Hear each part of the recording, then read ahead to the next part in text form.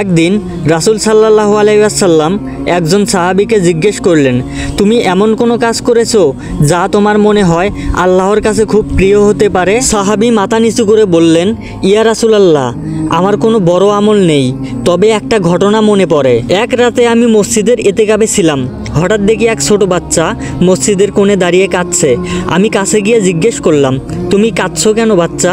সে বলল, আজ সারাদিন কিছু খাইনি, আমার মা অসুস্থ, আমি খাবার খুঁজতে বের হয়েছিলাম। আমার কাছে যে সামান্য খাবার ছিল আমি তা তাকে দিলাম। সে কেঁদে ফেললো, তারপর আমার গালে চুমু দিল এবং বলল, আল্লাহ যেন আপনাকে জান্নাত দান করেন। আরও দুইবার সে একই কথা বলল, আর প্রতিবারই একটি করে চুমু দিল। এই ঘটনা শোনার পর রাসূল সাল্লাল্লাহু আলাইহি ওয়াসাল্লাম হেসে বললেন, তোমার জন্য সেই 3টি চুম্বনই যথেষ্ট হতে পারে কিয়ামতের দিন। একজন ক্ষুধার্ত শিশুর হৃদয়ের দয়া আল্লাহ ফিরিয়ে দেন না। বন্ধুগণ, জান্নাতে পৌঁছাতে হয়তো আমাদের বড় আমলের দরকার নেই। কখনো কখনো একটি সামান্য দান আর এক টুকরো দয়া আমাদের জন্য হতে পারে বেহেশতের চাবি। ভুলবেন না, দয়ার ছোট ছোট কাজগুলো আল্লাহর কাছে অনেক বড়। আপনাদের জন্য দোয়া রইল, আল্লাহ আমাদের সবাইকে এমন দয়ালু বান্দা বানান যারা মানুষের কষ্টে পাশে দাঁড়ায়। আমিন।